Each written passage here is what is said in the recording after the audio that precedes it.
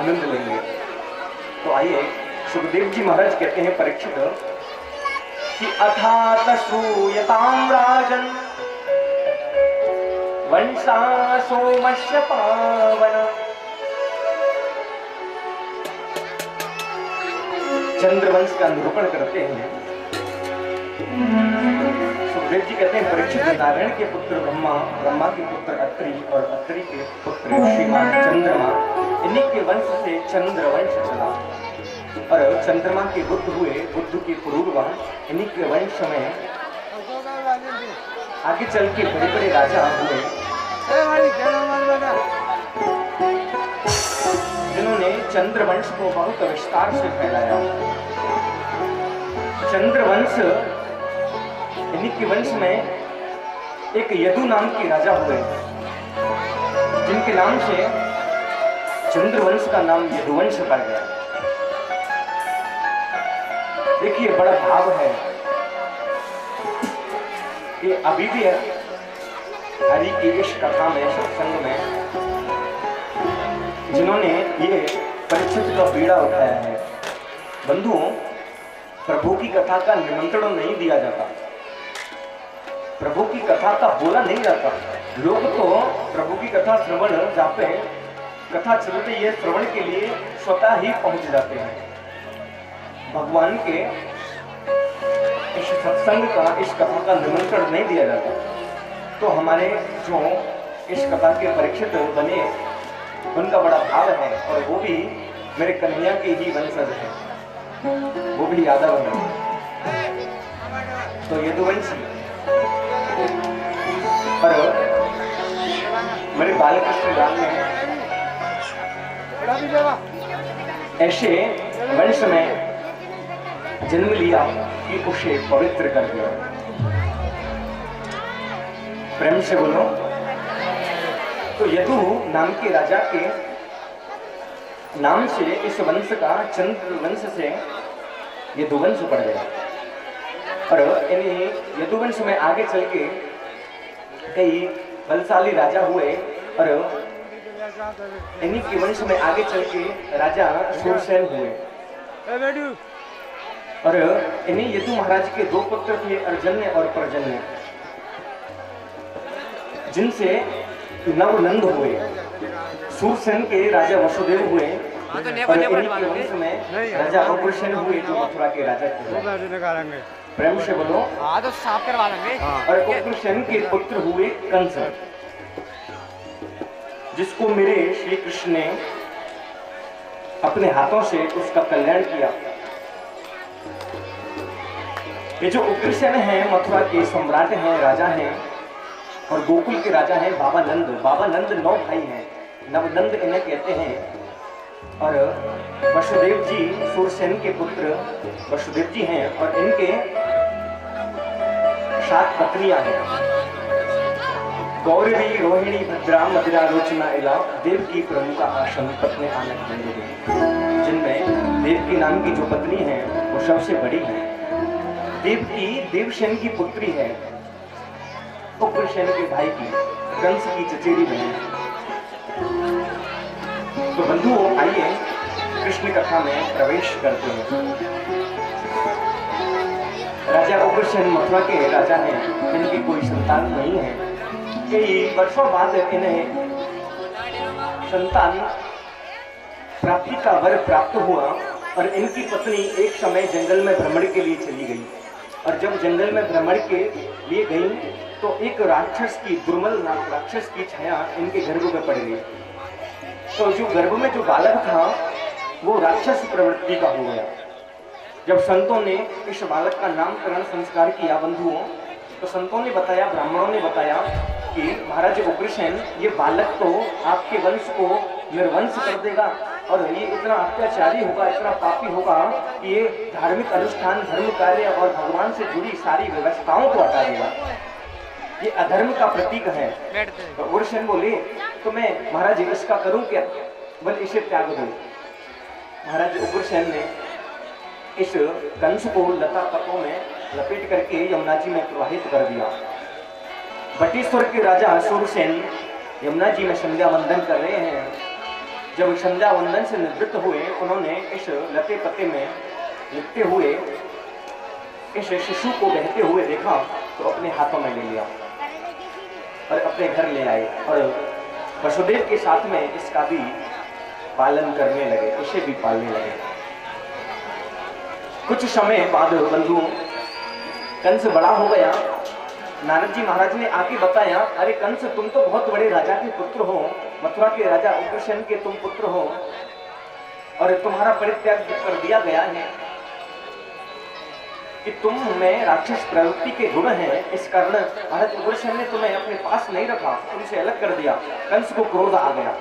महाराज ये पर्वत पे जाके इसने भगवान शिव की घोर तपस्या की और भगवान शिव से इसने एक धनुष प्राप्त किया और वरदान प्राप्त किया, प्रभु आपके चराचर में कोई भी मेरे समान बलशाली ना हो, ना ही कोई मुझे मार सके।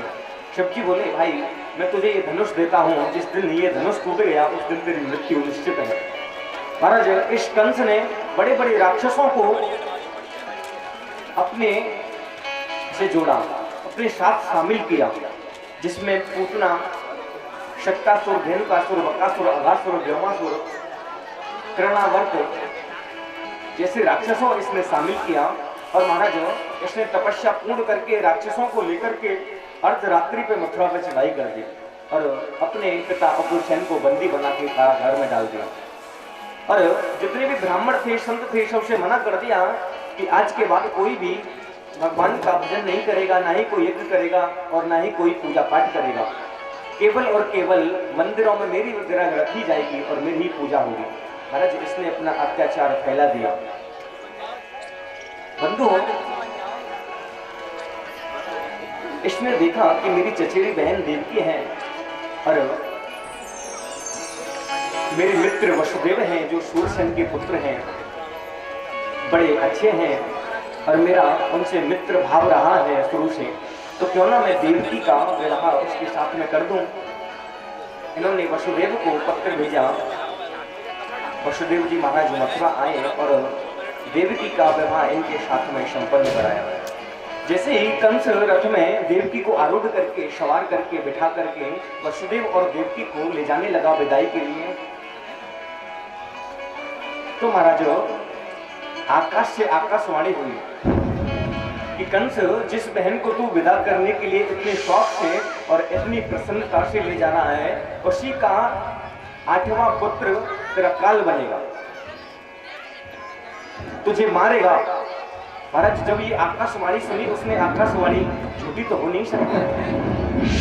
कंस ने देवकी की तरफ देखा और महाराज बोला कि जब मैं इसे जीवित छोड़ूंगा तो काल पैदा होगा, जन्म लेगा, मैं इसे जीवित ही नहीं छोड़ूंगा तो मेरा काल आएगा कहां से। महाराज तलवार निकाली और जैसे ही देवकी पे प्रहार किया तो वसुदेव जी ने रोक लिया। अरे मित्र, ये क्या करते हो, अपने मित्र पे थोड़ा भी भरोसा नहीं। कंस बोला, तुम्हें मालूम है आकाशवाणी हुई है, इसका 8वां पुत्र मेरा काल बनेगा, तो मैं अपने काल की हत्या ही जो कर दूं। बोले मित्र, तुम अपनी बहन की हत्या करोगे, ये दोष अपने सर पे ले लो, तो तू एक काम कर कि हम दोनों ने तो कारागार में डाल जा, और जब देवकी के पुत्र होते जाएंगे हम तो सौंपते जाएंगे,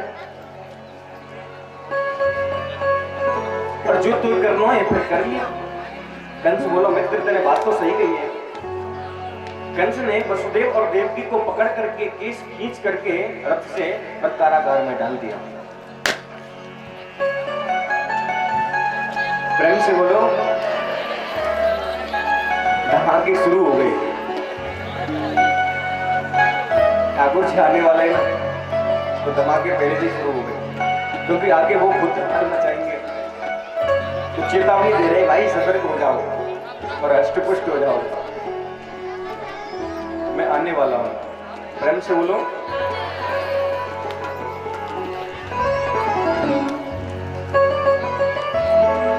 आज वसुदेव और देवकी कारागार में बंद है। महाराज धीरे धीरे समय व्यतीत होने लगा। देवकी मां को गर्भाधारण हुआ। जैसे ही प्रथम पुत्र इनका हुआ, कंस को पता चली, सैनिकों ने बताया महाराज आपके काल का प्रथम पुत्र हो चुका है। कंस आया महाराज और देवकी के पास आकर के उस पुत्र को छुड़ाया और छुड़ा करके शिला पे मार दिया। देवकी रोती हुई विलखती हुई रह गई, लेकिन इस कंस ने थोड़ी सी भी दया नहीं। ऐसे कर करके इसने देवकी के 6 पुत्रों को मार दिया।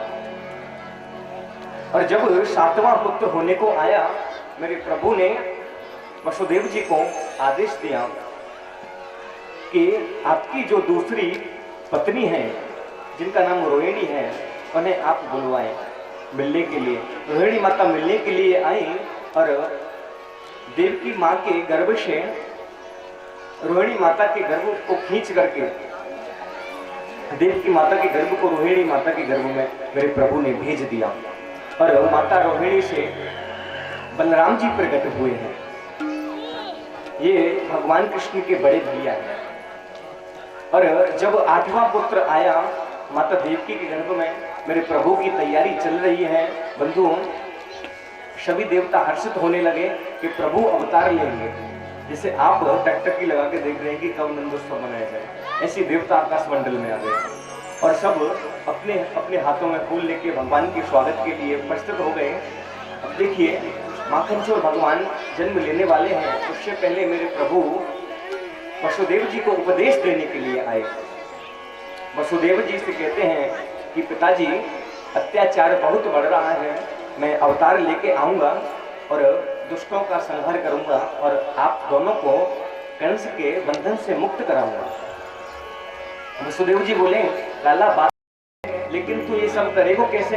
हम तो वैसी हथकड़ी में जकड़े हुए हैं और हम तो कुछ सुरक्षित कैसे रख पाएंगे? कंस आए के तेरी हत्या कर देगा। तो पिताजी, बाकी चिंता आप मत करो। बंधु, भगवान ने उपदेश दिया कि गोकुल के राजा बाबा नंद जो आपके मित्र हैं, उनके यहाँ पे एक कन्या जन्म लेगी योग माया के रूप में। आप मुझे वहां पे ले जाना और मुझे सुला के उस कन्या को लेके आ जाना। प्रेम से बोलो। सुंदर घड़ी और सुंदर पल, सुंदर नक्षत्र आया और मेरे प्रभु बालकृष्ण लाल माता देवकी के गर्भ में प्रवेश कर रहे हैं। बंधुओं, और देवकी के गर्भ में प्रवेश करते से सभी देवता आकाश मंडल में आ गए और भगवान की स्तुति कर रहे हैं आने से पहले। आइए हम भी भगवान की स्तुति करते हैं, फिर नंदोत्सव का आनंद लेंगे। प्रेम से बोलो। स्वागतम कृष्णा शरणागतम कृष्णा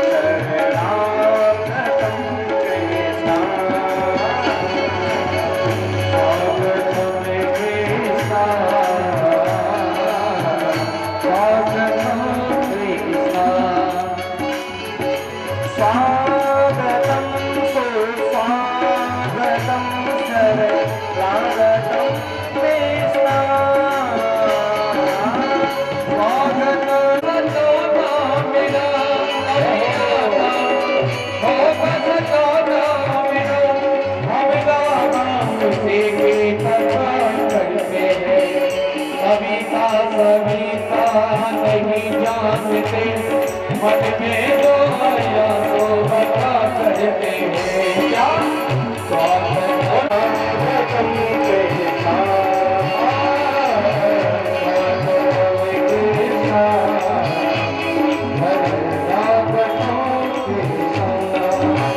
देखो आए हैं बिहारी जी सब मिले स्वागत करो। देखो आए हैं बिहारी जी सब मिलके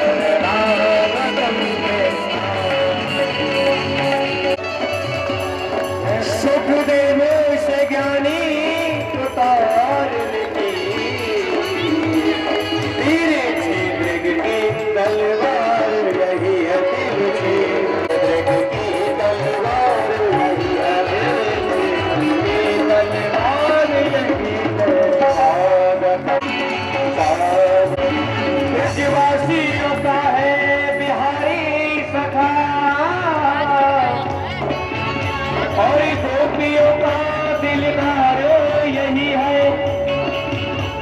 देखिए आनंद तुम्हारे यही है,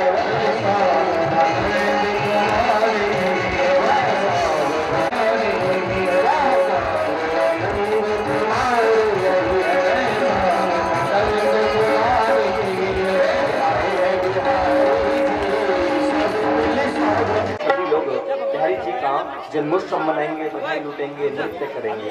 तो आइए बंधुओं, शांति बना के 2 मिनट बाबा नंद की।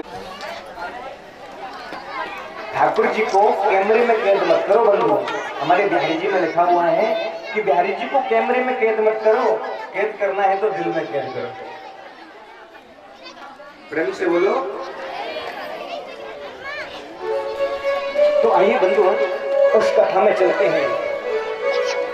मेरे प्रभु बालकृष्ण लाल माता देवकी के गर्भ में आए। सभी देवताओं ने सुनाया रचे कि सभी सैनिक सो गए और सारे देवी उठ गए। और वसुदेव जी महाराज ने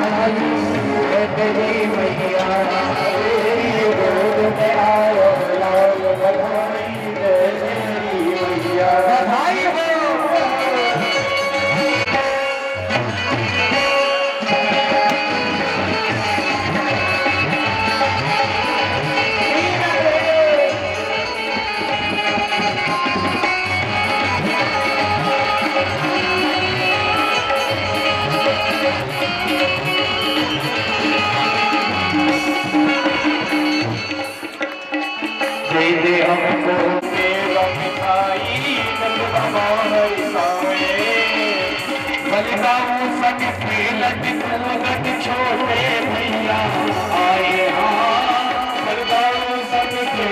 भैया आए भैया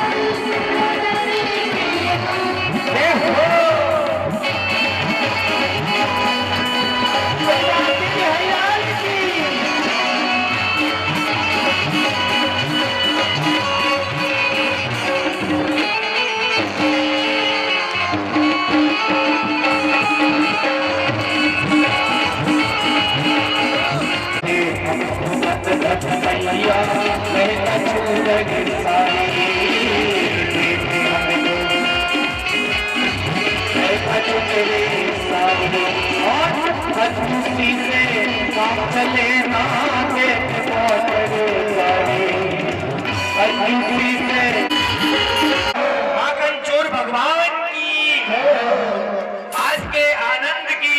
आइए सभी ब्रज गोपी मिलकर के और माता यशोदा को बधाई देने के लिए आई है।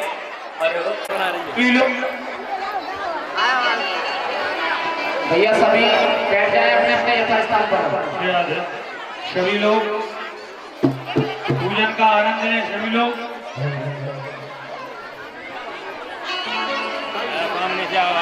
सभी भगवान कृष्ण के चरणों में प्रणाम करके उनका पूजन करके और भगवान और फिर बधाई का आनंद लेंगे।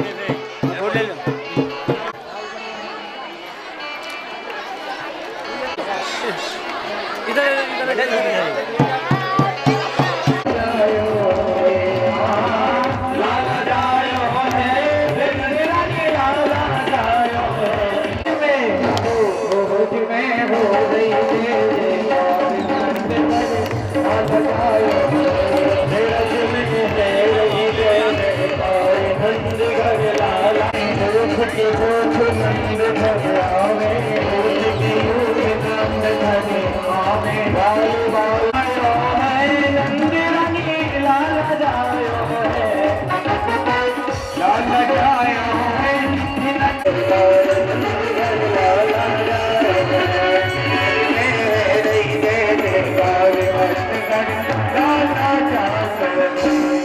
बोल कृष्ण कन्हैया लाल की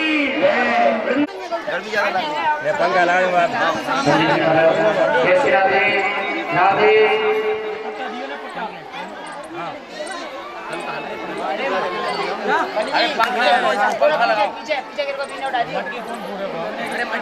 हाँ ये सही है बहुत सुंदर है। कभी शांति बनाए तो अब आप एक काम करो, गोपी का भाव है हमारी बहनें गा रही हैं। ओके। भगवान की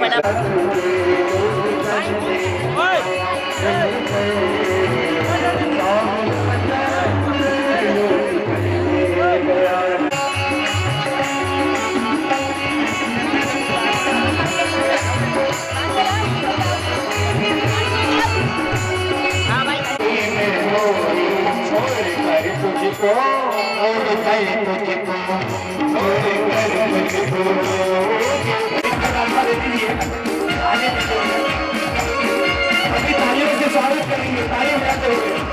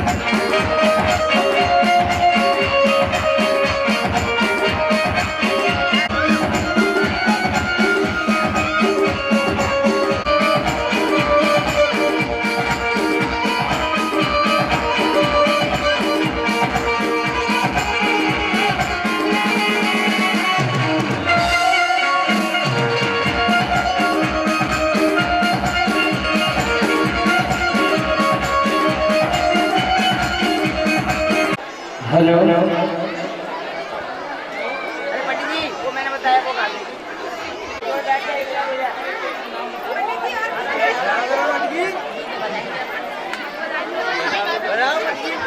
योगी बबलू योगेश जी,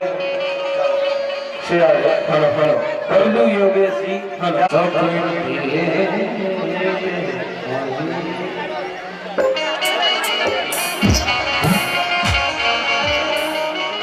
सखी रात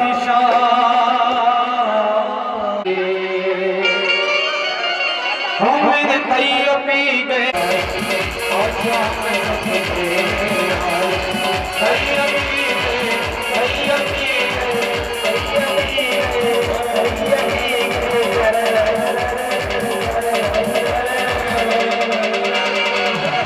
शाम सपने आए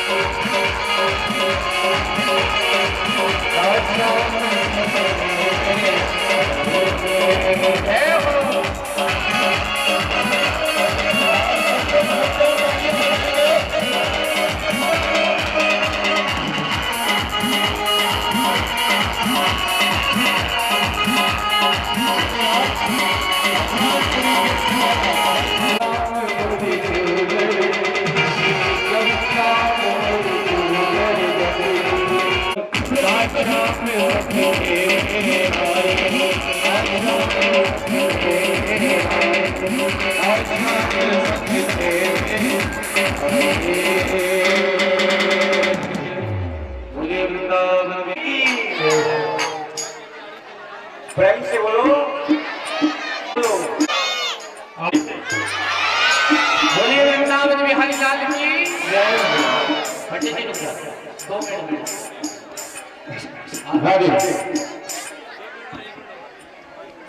थोड़ा सा आप लोग पीछे हो जाइए, माता लोग नृत्य करने की थोड़ा सा पीछे हो जाओ सभी, थोड़ा सा पीछे हो जाइए आप लोग।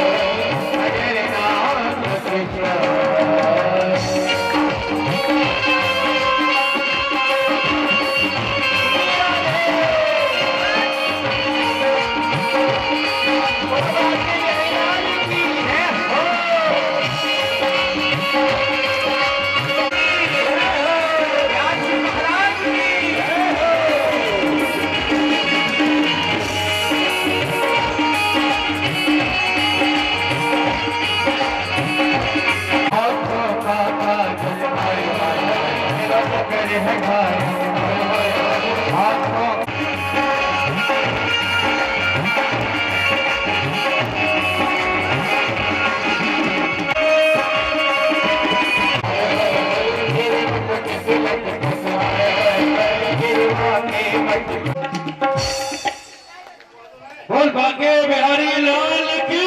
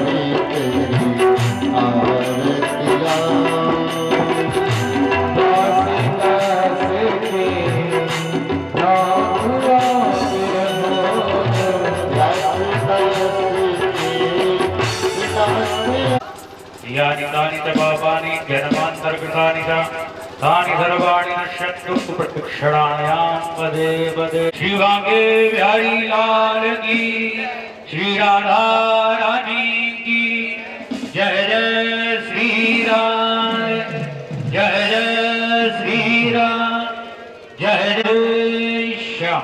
सभी लोग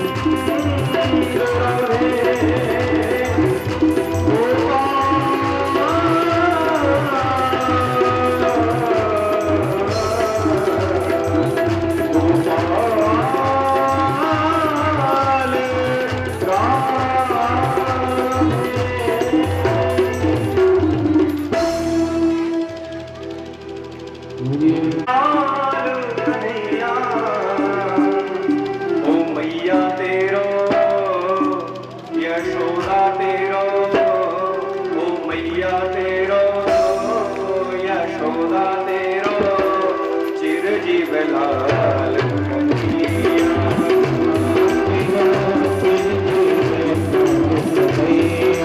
मैया तेरो यशोदा तेरो,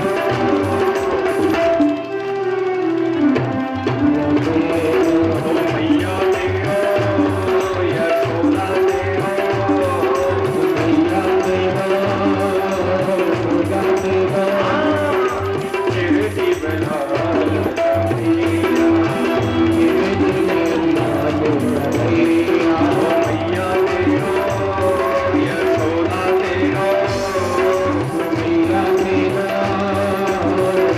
तेरो, मैया तेरो चिरजीव लाल कन्हैया।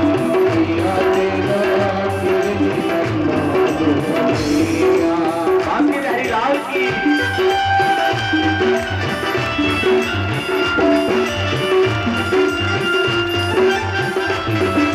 हरि बोल।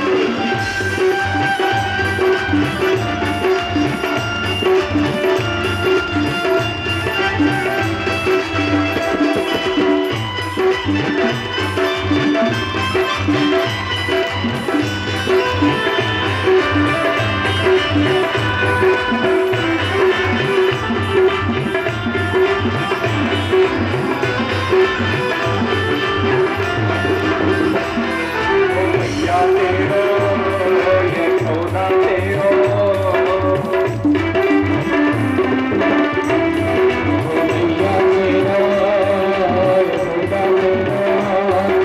मैया तेरो चिरजीव लाल कन्हैया।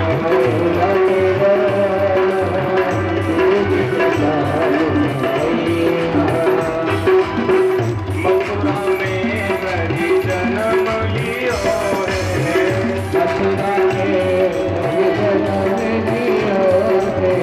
मथुरा में हरि जन्म लियो है।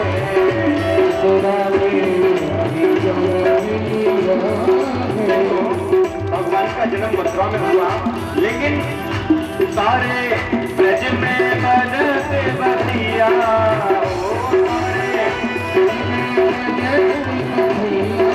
मैया तेरो यशोदा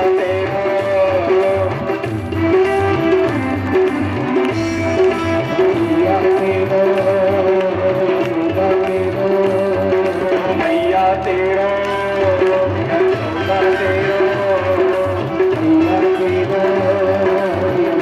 तेरो,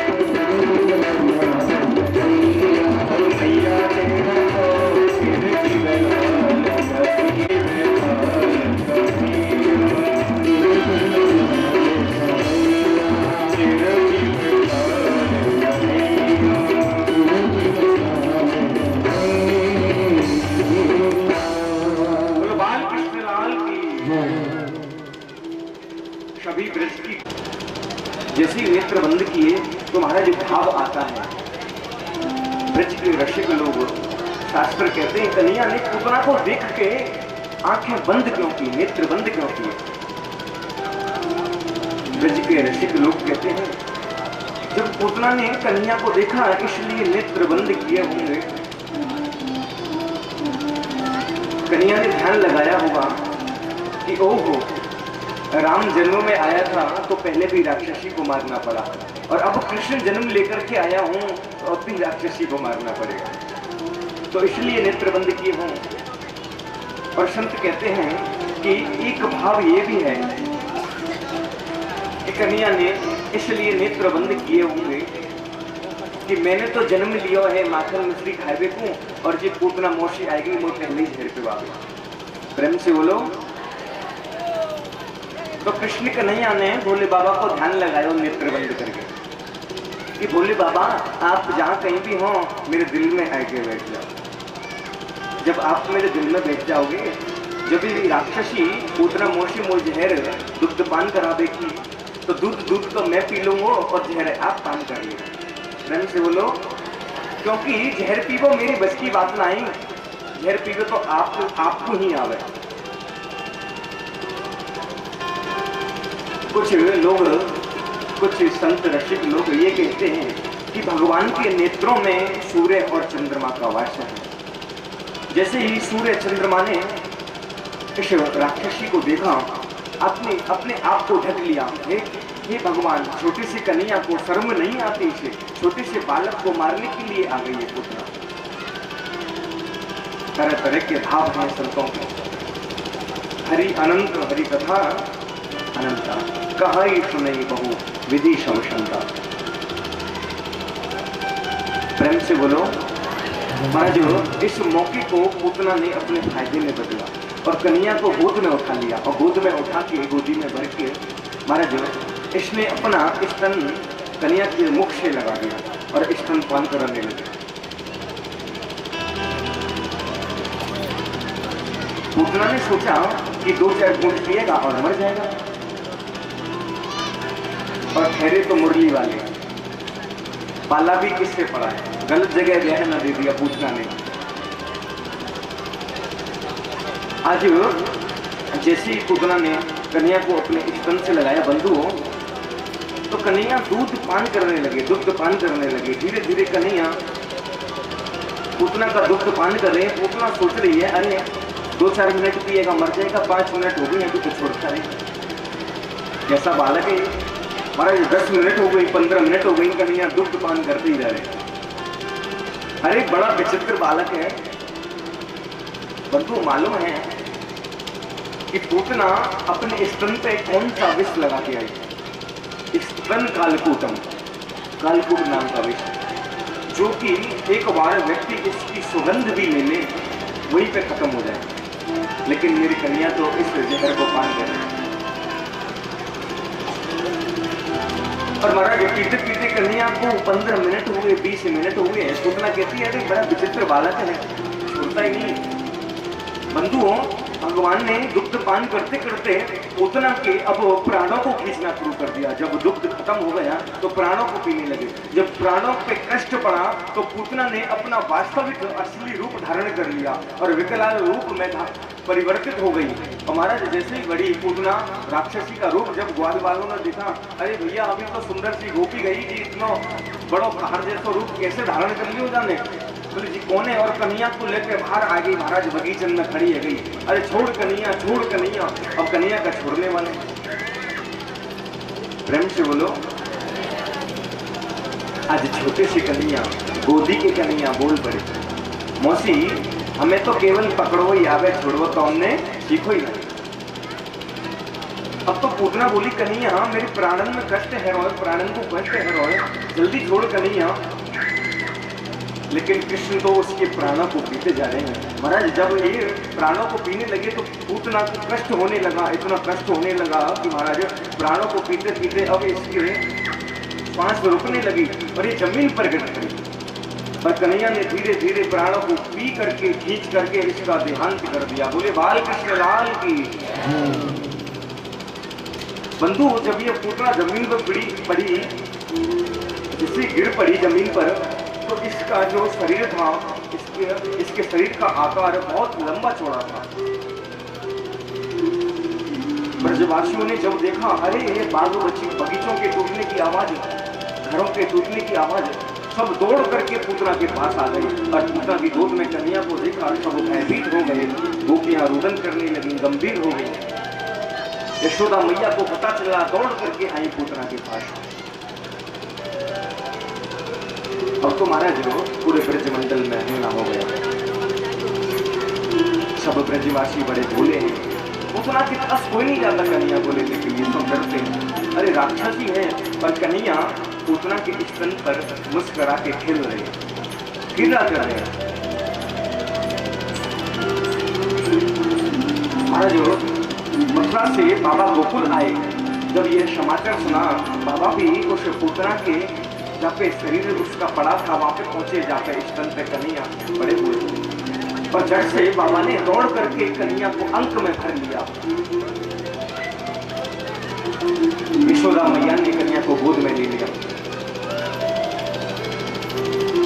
सभी ब्रजवासी बाबा नंद से बोले, बाबा आज तो भगवान ने लाला की रक्षा करी है, इतनी बड़ी राक्षसी से कन्या को बचायो, हमारे लाला को बचायो। बंधु इतना विशाल विकराल रूप, इसका आकार बहुत बड़ा। हमारे ब्रज के ब्रजवासी तो ये कहें कि जब पूतना को शरीर जब ब्रजमंडल में गिरो, तो जो पूतना के जो हाथ है महाराज, मथुरा के पास हाथरस है, प्रेम से बोलो, तो पूतना के हाथ हाथरस में जाएंगे, पर पूतना के कान कानपुर में, और मूर गिरो बुड़सान में, और महाराज पूतना के पाम गिरे पैगाम में। प्रेम से बोलो। तो इतना लंबो छोड़ो, लेकिन नहीं, 18 कोस लंबो छोड़ो शरीर को पूतना को, तो ब्रज को भाव है। बाबा नंद देव ब्रजवासी बोले, नंद बाबा क्या राक्षसी को अब हम करेंगे?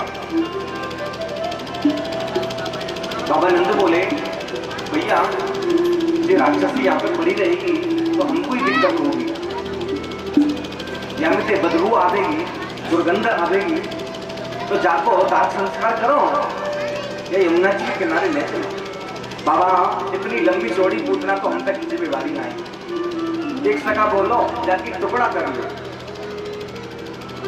हमारा ज्योतिष पूतना के टुकड़े कर करके यमुना जी के किनारे ले गए और चिताओं पे लिटा दिया, लकड़ियों के ऊपर रख दिया। और महाराज जैसे ही इन्होंने अग्नि प्रवेश करी, महाराज अग्नि जलते हुए जैसे ही अग्नि जलने लगी तो पूतना का शरीर भी जलने लगा। जब पूतना का शरीर जलने लगा तो इसके शरीर से सुगंध आने लगी। आचार्य सुखदेव परीक्षित को कथा प्रवान करा रहे। परीक्षित बोले, आचार्य मुझे ये बताइए, पूतना तो राक्षसी थी और राक्षस जब मरते हैं तो इनके शरीर से दुर्गंध आती है, और पूतना के शरीर से सुगंध, कुछ समझ में नहीं आया। आचार्य सुखदेव कहते हैं, परीक्षित जिसका स्पर्श प्रभु से हो गया हो तो उसमें तो दुर्गंध आने की कोई बात ही नहीं रहे, उसमें तो सुगंध आएगा। कस्तूरी तिलकम ललाट मेरे प्रभु का दिव्य शरीर का जब स्पर्श राक्षसी से हो गया तो उसमें सुगंध भर गया, इसलिए उसमें से सुगंध आने लगी। बंधु पूतना मरी, भगवान ने उसे मुक्ति दी, और ऐसी मुक्ति दी पूतना को मातृगति। कौन सी मुक्ति दी? मातृगति। जो मुक्ति यशोदा मैया को पहले मिलनी चाहिए थी, वो पूतना को प्रथम दे दी मेरे कृष्ण ने। कितने दयालु है मेरे प्रभु। अहोवकीयं स्तनिकालिपूटं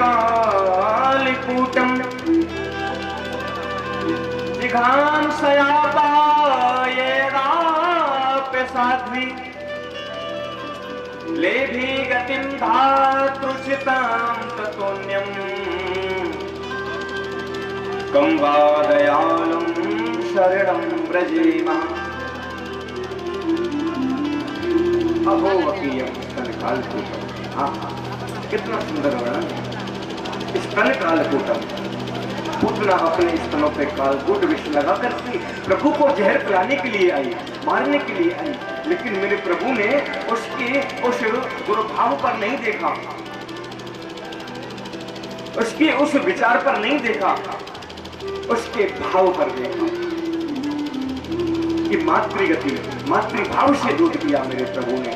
तो उसे अपनी सकल कबू देखिए का अपना स्वरूप देखो है। अल्लाह के दर्शन करके आए हो अच्छी बात है, लेकिन बाबा कितनो विकराल रूप, कितना भयानक रूप आपको कि भिक्षु कातर सर पर लटके पए हैं और बड़ी बड़ी जटा है, जहाँ शरीर को देखते हैं